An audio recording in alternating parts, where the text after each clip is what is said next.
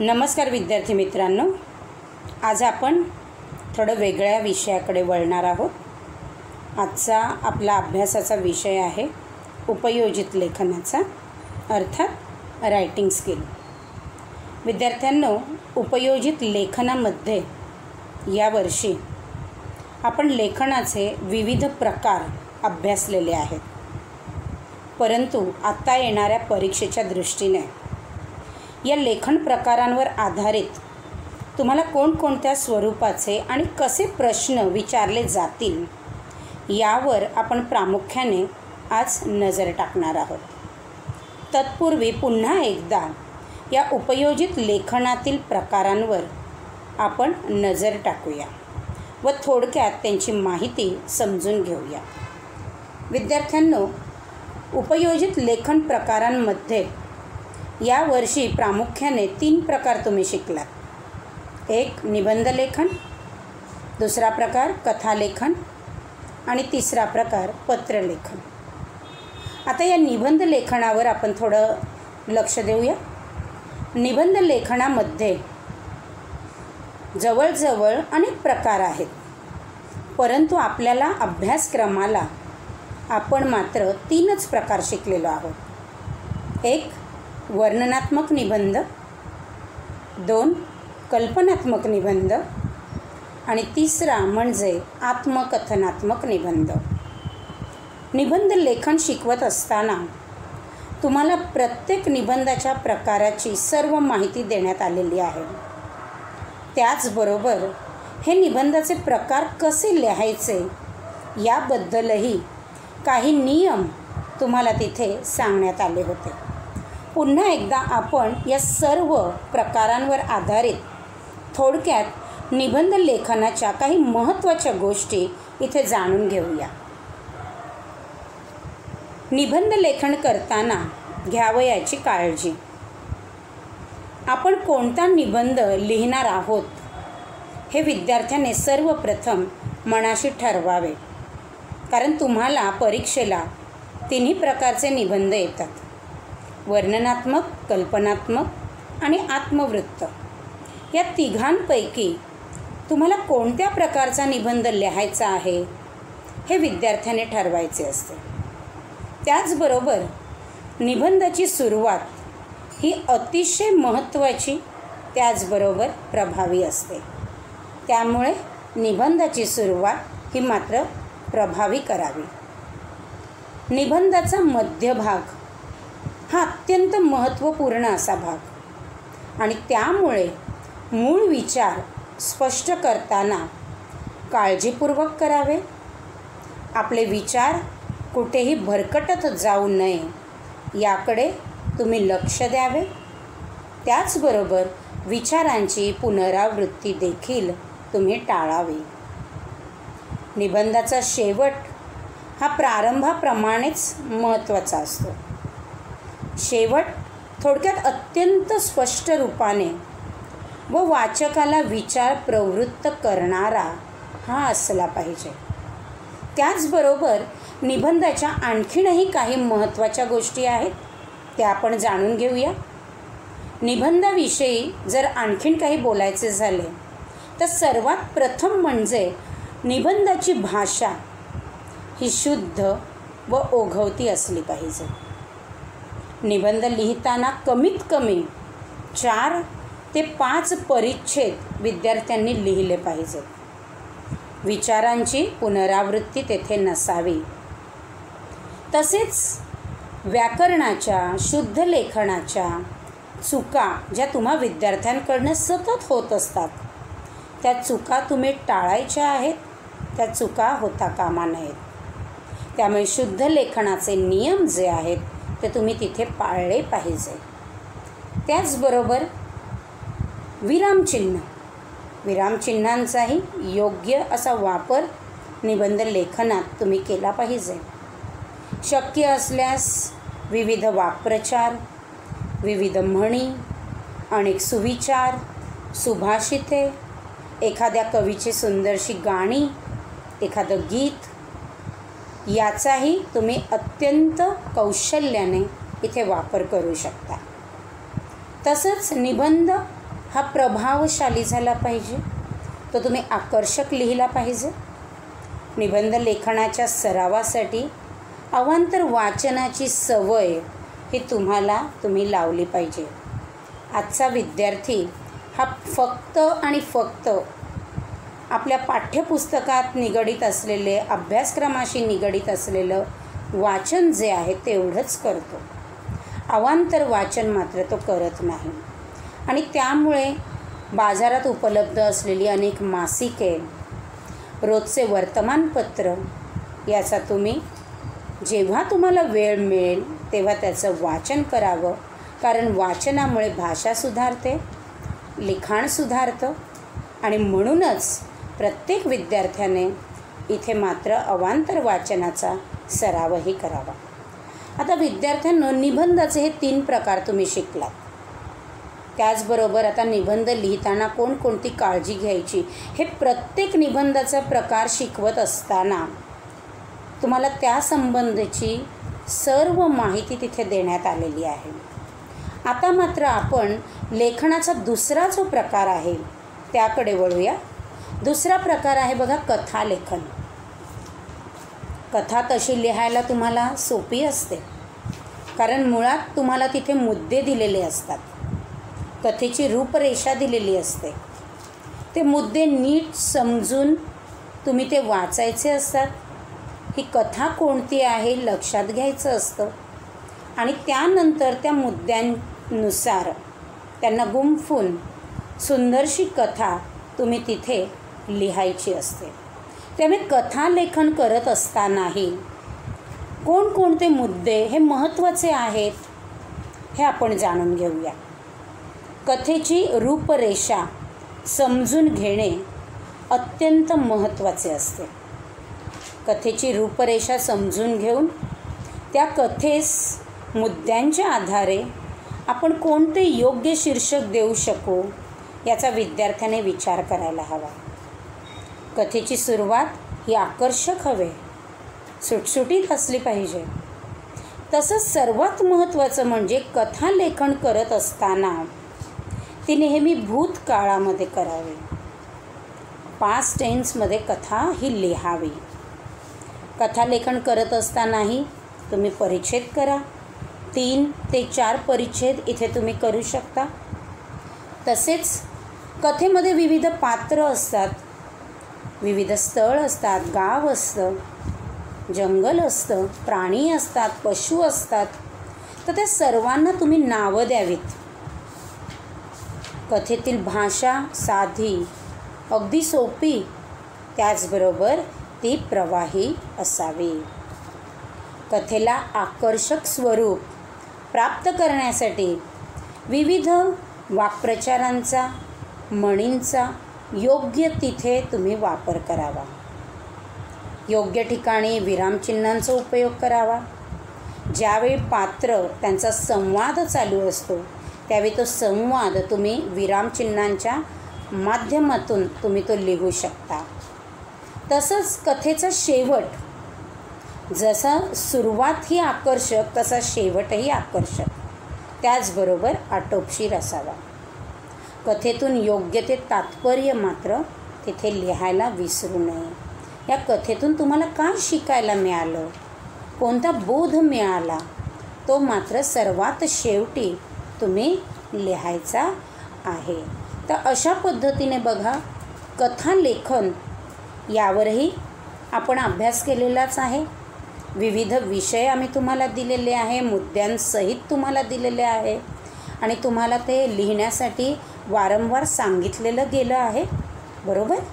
आता मात्र आपण या उपयोजित लेखनामधीलच तिसरा आणि अत्यंत महत्त्वाचा लेखनाचा प्रकार त्याकडे वळूया. अर्थात तो म्हणजे पत्रलेखन.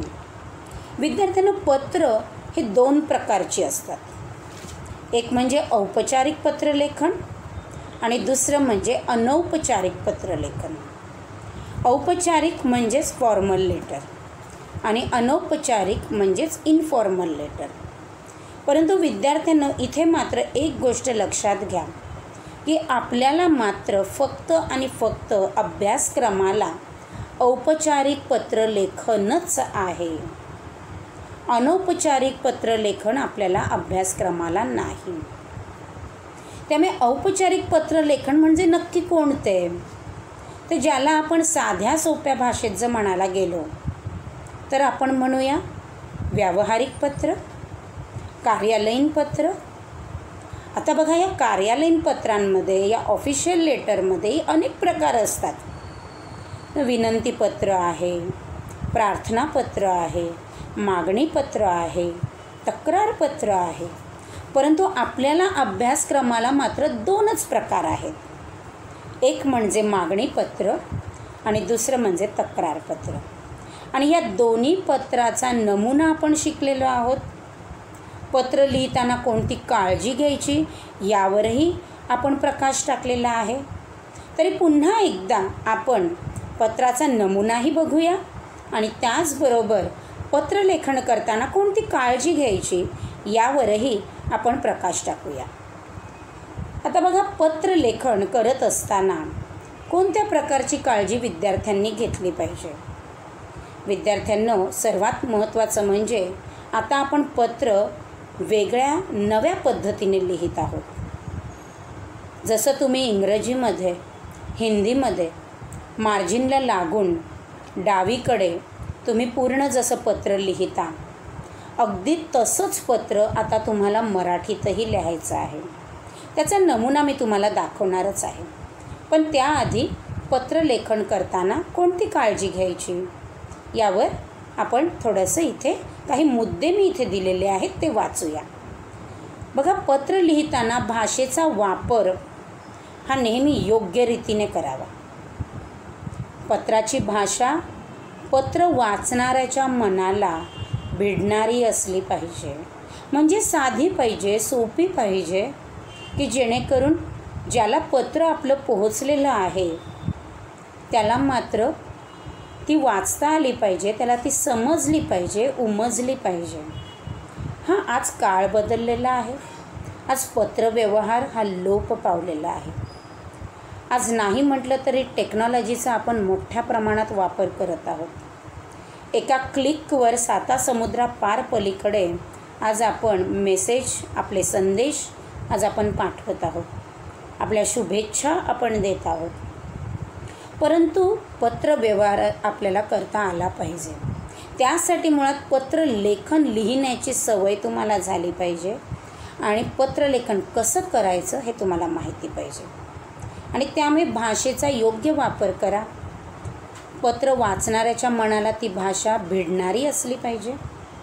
पत्रलेखन करताना साध्या छोट्या वाक्यांचा वापर करा.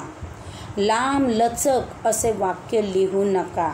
त्यापेक्षा सुटसुटीत अगदी छोटी साधी वाक्य तिथे तुम्ही लिहिण्याचा प्रयत्न करा. तसंच भाषा ही पाल्हाळिक नसावी. स्पष्ट शब्दात तिथे तुम्ही तुमची भाषा जी आहे, तुमचे विचार जे आहेत ते तिथे मांडावे. पत्रलेखन करताना शिष्टाचार पाळावा. साधी गोष्ट आहे. ज्यावेळी तुम्ही एखाद्या मोठ्या व्यक्तीला पत्र लिहिता त्यावेळी मात्र माननीय, महोदय असं आपण लिहितो. ज्यावेळी शाळेच्या मुख्याध्यापिकांना आपण पत्र लिहितो, बरोबर, त्यावेळी देखील माननीय मुख्याध्यापिका असं आपण पत्र लिहितो. म्हणजे तो शिष्टाचार, की मोठ्यांना आदर देणं, त्या शब्दातून तो आदर आपण व्यक्त केला पाहिजे. त्यामुळे पत्रलेखन करत असताना शिष्टाचार हा पाळला पाहिजे. विषयाची मांडणी करताना त्यात सुसंबद्धता, आपलेपणा असावा. छोट्या आणि थोडक्या शब्दातच विषय तुम्ही तिथे मांडावा. तर अशा पद्धतीने बघा, इथे मी तुम्हाला पत्राचा नमुना दिलेला आहे. अजूनही काही मुलांना पत्राचा नमुना समजत नाही आहे की पत्र नक्की कसं लिहायचं. इंग्रजी आणि हिंदीसारखंच आता तुम्हाला पत्र लिहायचं आहे. मार्जिनला लागून सगळ्यात वरती दिनांक ही पूर्ण लिहा. जसं 7 जुलै 2020, एक जस्ट एक्झाम्पल मी देते. पूर्ण लिहा. त्याच्या खालोखाल प्रति. प्रति म्हणजे काय? ज्याला तुम्ही पत्र पाठवणार आहात त्या व्यक्तीचा तिथे पत्ता येईल. माननीय सो अँड सो, जसं माननीय वर्गशिक्षिका किंवा माननीय मुख्याध्यापिका, माननीय संचालक, बरोबर, माननीय संपादक, माननीय बँक मॅनेजर.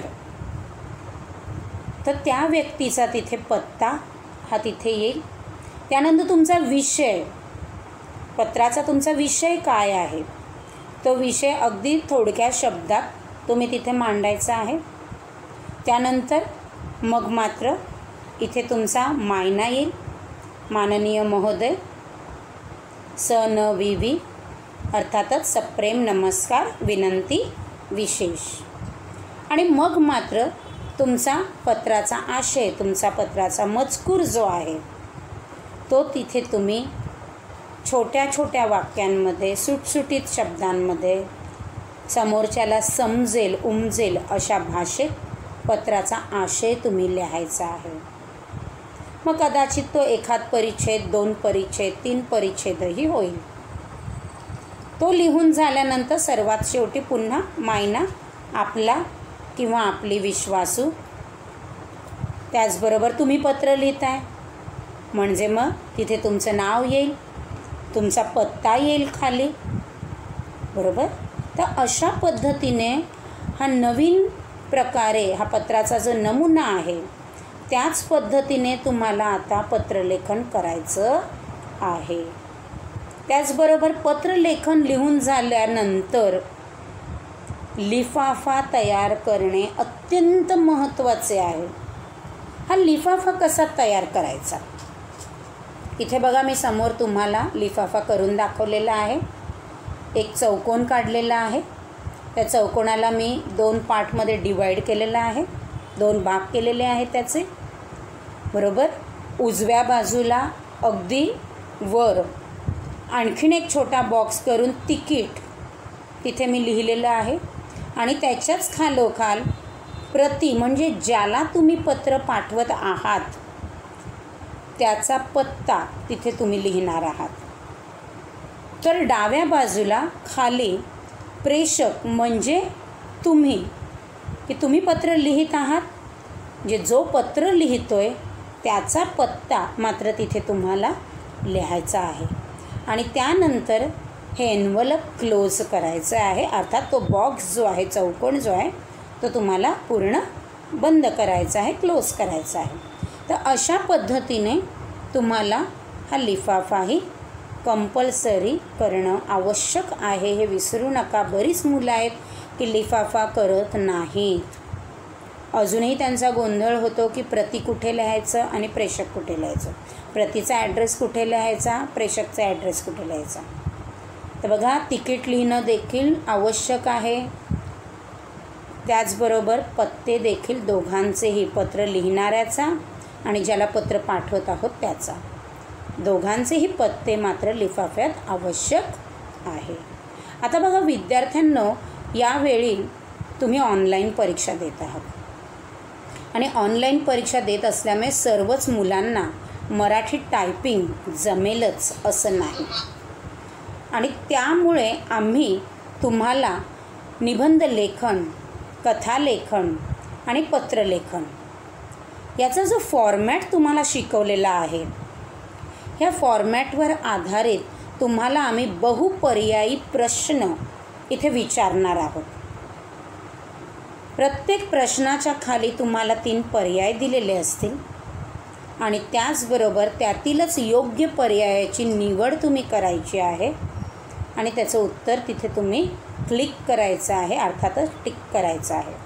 मग या उपयोजित लेखनावर फॉर्मॅट बेस क्वेश्चन हे कसे येतील यावरही आपण नजर टाकूया. बघा, इथे मी काही प्रश्न तुम्हाला दिलेत. हेड क्वेश्चन कसा असेल त्यावरही नजर टाकूया. प्रश्न पहिला बघा, खालील उपयोजित लेखनावर आधारित विचारलेल्या प्रश्नांची योग्य उत्तरे निवडा. बघा, लेखनाचे सगळे प्रकार तुम्ही शिकलेला आहात, बरोबर. सखोल त्याचा अभ्यास आपला झालेला आहे. त्यामुळे प्रत्येक प्रकाराची रचना ही तुम्हाला माहिती आहे आणि त्या रचनेवर आधारितच तुम्हाला इथे प्रश्न विचारले जाणार आहेत. जसे इथे काही उदाहरणं दिलेत बघा मी प्रश्नाचे. पहिलाच प्रश्न बघूया. तुम्ही अभ्यासलेला खालीलपैकी निबंध प्रकार कोणता? तुम्ही अभ्यासलेला खालीलपैकी निबंध प्रकार कोणता? बहुपर्यायी प्रश्न आहेत, त्यामुळे खाली 3 पर्याय दिलेले आहेत. पहिला पर्याय आहे बघा चरित्रात्मक निबंध. दुसरा पर्याय आहे चिंतनात्मक निबंध आणि तिसरा पर्याय आहे आत्मकथनात्मक निबंध. आता तुम्ही कोणता निबंधाचा प्रकार शिकलेला आहात यावर्षी? या 3 पर्यायांपैकी त्या योग्य उत्तराची निवड करायची. कोणता आहे बरं इथे उत्तर? आत्मकथनात्मक निबंध. तर योग्य उत्तराला तुम्ही काय करणार आहात? क्लिक करणार आहात. दुसरा बघूया प्रश्न. सूर्य उगवला नाही तर हा निबंधाचा खालीलपैकी प्रकार कोणता? सूर्य उगवला नाही तर हा निबंधाचा खालीलपैकी प्रकार कोणता? पुन्हा 3 पर्याय दिलेत. बहुपर्यायी प्रश्न आहे. पहिला पर्याय आहे आत्मकथनात्मक निबंध. दुसरा पर्याय आहे कल्पनात्मक निबंध आणि तिसरा प्रकार दिला इथे बघा मी. तिसरा पर्याय आहे स्थळविषयक निबंध. तेव्हा योग्य पर्याय कोणता येईल बरं? कल्पनात्मक निबंध. सूर्य उगवला नाही तर कल्पना करणार आहात तुम्ही आणि त्यानंतर तुम्ही निबंध लिहिणार आहात. त्यामुळे हा निबंधाचा प्रकार कोणता झाला? कल्पनात्मक निबंध. तर योग्य उत्तराची निवड करायची आहे. तिसरा प्रश्न बघूया. खालील दिलेल्या विषयांपैकी वर्णनात्मक निबंधाचा विषय कोणता? खालील दिलेल्या विषयांपैकी वर्णनात्मक निबंधाचा विषय कोणता? पहिला पर्याय आहे बघा मी पाहिलेला अपघात. दुसरा पर्याय आहे मी पुस्तक बोलतोय. तिसरा पर्याय आहे मला लॉटरी लागली तर. नीट विचार करायचा आहे. वर्णनात्मक निबंधाचा विषय कोणता आहे यातील? मी पाहिलेला अपघात. त्या अपघाताचं तुम्ही वर्णन करणार आहात आणि त्यामुळे विचार करून त्यानंतर योग्य उत्तराची निवड करायची आहे. तसंच आपण काही कथालेखनावरही प्रश्न बघूया बघा. कथालेखन करताना प्रामुख्याने कोणत्या काळाचा वापर केला जातो? कथालेखन करताना प्रामुख्याने कोणत्या काळाचा वापर केला जातो? ऑप्शन दिलेत बघा. पहिला पर्याय भविष्यकाळ. दुसरा पर्याय आहे वर्तमान काळ. तिसरा पर्याय आहे भूतकाळ. आपण कथालेखन करताना कोणती काळजी घ्यायची हे शिकलेलो आहोत आणि त्यावरून मग आता इथे उत्तर काय येईल बरं? भूतकाळ. कथालेखन करताना कोणत्या काळाचा वापर करतो आपण? भूतकाळामध्येच आपण कथा ही लिहितो. पुढे बघूया. शिवाजी महाराज, झाशीची राणी यांच्यावर आधारित असलेल्या कथा कोणत्या कथा प्रकारात मोडतात? पुन्हा प्रश्न वाचते मी बघा. शिवाजी महाराज, झाशीची राणी यांच्यावर आधारित असलेल्या कथा कोणत्या कथा प्रकारात मोडतात? खाली 3 पर्याय दिलेत. पहिलं बघा विज्ञान कथा. दुसरा पौराणिक कथा आणि तिसरा पर्याय आहे ऐतिहासिक कथा. विचार करा काय उत्तर येईल? ऐतिहासिक कथा. बरोबर. त्यामुळे योग्य उत्तराची निवड करायची आहे. पुढचा प्रश्न बघूया. कथालेखन करताना कथेतून मिळणारा बोध हा कोठे लिहिला जातो? कथालेखन करताना कथेतून मिळणारा बोध कोठे लिहिला जातो? पर्याय 1 कथेच्या शीर्षकात. पर्याय 2 कथेच्या तात्पर्यात. पर्याय 3 कथेच्या सुरुवातीला. विचार करा. शीर्षक काय असतं? तात्पर्य काय असतं? सुरुवात कशी करतो? सगळे मुद्दे जे आहेत ते लक्षात घ्यायचे आहेत आणि त्यानंतर योग्य उत्तराची निवड करायची आहे. मग आता कथेचा जो आपल्याला कथेतून बोध मिळतो तो आपण कुठे लिहितो? कथेच्या तात्पर्यामध्ये लिहितो. त्यामुळे योग्य उत्तराची निवड करायची. आता आपण थोडे पत्रलेखनाशी निगडित प्रश्न बघूया की त्यावरही फॉर्मॅट बेस्ड क्वेश्चन कसे विचारले जातील. कारण पत्रलेखनाचा आपला संपूर्ण नमुना जो आहे तो आता बदललेला आहे. आपण संपूर्ण पत्र जे आहे ते मार्जिनला लागून लेफ्ट साईडने डाव्या बाजूने आपण लिहित आहोत, बरोबर. त्यामुळे त्यावर आधारित आता कसे प्रश्न येऊ शकतील. इथे मी प्रश्न दिला आहे बघा. पत्रलेखनात स न वी वी याचा पूर्ण अर्थ काय? पत्रलेखनात स न वी वी याचा पूर्ण अर्थ काय? पर्याय 1 साष्टांग नमस्कार विनंती विशेष. पर्याय 2 सप्रेम नमस्कार विनंती विशेष. पर्याय 3 सादर नमस्कार विनंती विशेष. उत्तर काय येईल बरं? सप्रेम नमस्कार विनंती विशेष. योग्य उत्तराची निवड करायची. पत्रलेखन लिहिताना तारीख कोणत्या बाजूला लिहितात? पत्रलेखन लिहिताना तारीख कोणत्या बाजूला लिहितात? नवीन फॉर्मॅटप्रमाणे उत्तर लिहायचं आहे. ऑप्शन दिलेत बघा मी. पहिला पर्याय आहे पत्राच्या उजव्या बाजूला वर. दुसरा पर्याय आहे पत्राच्या डाव्या बाजूला वर. आणि तिसरा पर्याय दिला आहे पत्राच्या मध्यभागी वर. नवीन फॉर्मॅटप्रमाणे विचार करायचा आहे आणि योग्य उत्तर काय येईल बरं? पत्राच्या डाव्या बाजूला वर. अजून एक प्रश्न आपण इथे बघूया.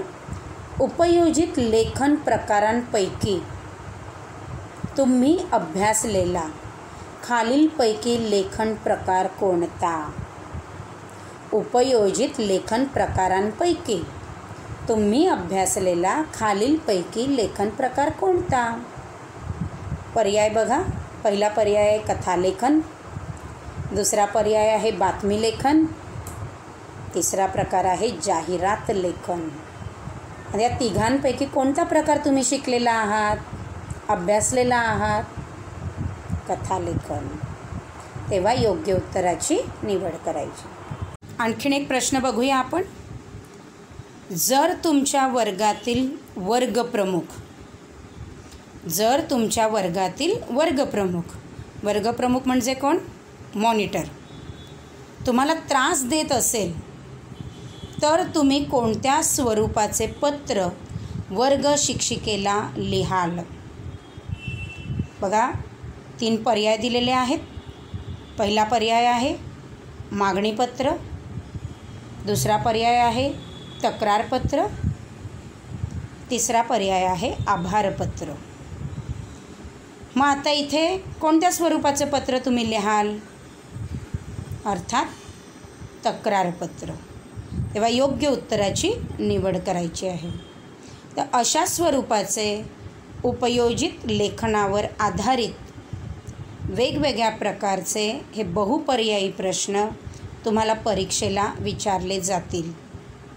मग ते निबंध लेखनावर आधारित असतील, ते कथालेखनावर आधारित असतील किंवा पत्रलेखनावर आधारित असेल. त्या सर्वांनी निबंधलेखन, कथालेखन, पत्रलेखन, त्याचं स्वरूप, त्याची रचना, त्याचा सखोल अभ्यास आपण ज्या व्हिडिओमधून बघितलेला आहे ते व्हिडिओ बघा आणि त्यानुसार या बहुपर्यायी प्रश्नांची तुम्ही तयारी करा. धन्यवाद.